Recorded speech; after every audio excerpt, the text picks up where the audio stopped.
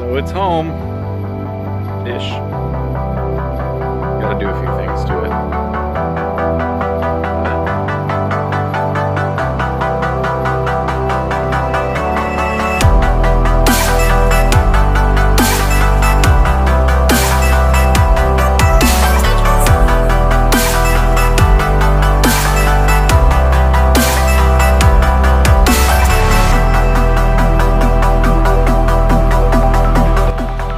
Take the front bumper, the side skirts, and the rear bumper off.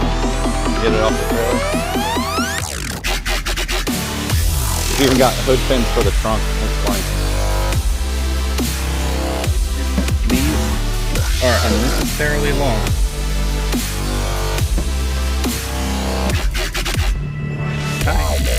So why did I sell my dream car? Sold my dream car because I wanted to pursue my dream of, and I've had a few drift cars, but they were all clapped out shit boxes.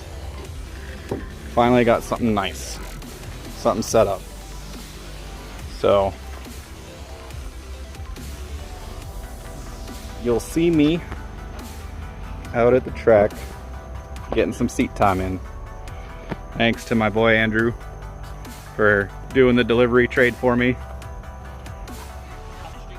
Yeah, we went to, you know, well, he went to, I didn't do anything. Frickin' Arizona and back to Florida. So, see you at the next event. Yeah, so another reason why I got rid of my 1993 Mazda RX-7 was because every time I drove it, and like I got a little rock chip in it, or I parked somewhere out of sight, I'd like freak out, lose my mind. Was always like OCD over the car, you know, and it was a blast to drive. One of my favorite cars ever to drive. But at the same time, it wasn't fun to drive because I was always like worried or anxious someone's gonna pull out in front of me. I did drive it like to its potential, but not all the time. Like, you know, I was always a little bit extra careful with the car, and to me that's not my driving style. I want something that I can mash the gas on, get sideways, tap a car or whatever, love tap a wall, and not cry about it.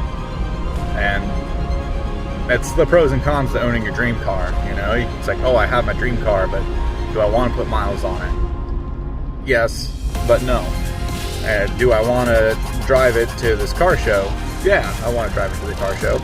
But do I want to park it in a dirt parking lot if, you know, I don't get accepted into the event? No. So, you know, do I want to drive it 2 hours to an event? Not really, because Florida sucks. For the highways, you're always getting rock chips. And, you know, I had the car painted twice. I got painted, and then I was on my way home from Miami, and there was 2x4s all over the highway. I couldn't slam on the brakes fast enough, and I couldn't swerve because I was in Miami traffic. And I clobbered the front bumper, so I had to have that repainted. You know, just like things you don't think about. You're like, oh, if I got that car, I would drive. Yeah, I mean, to a point. Like, you don't want to drive to the point where you devalue it. And that's kind of where I was at with the RX-7. You know, with the new car being a 240SX, yeah, it's a little rare to find in clean condition, but this is already built. Like, I didn't want to do that to an RX-7 either. Like, not mine at least. If I got an RX-7 that was in like worse shape, like wasn't in like nearly mint condition, and you know, was kind of more of a roller shell or had a rebuilt title, I wouldn't care. I would love to frickin' build an FD drift car. But, you know, again, body panels are defined, very expensive to fix things on. And since the 240 is LS7, you know, NA, 600 horsepower to the wheels, easy power, reliable, and I'm not going to have too many problems with it, hopefully.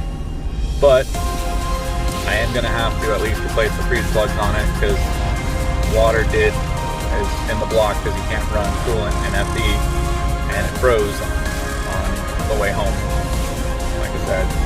So we're going to have to pull that apart and put new plugs in.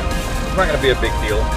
We're going to pull the spark plugs and turn the motor over by hand just to make sure everything is all easy.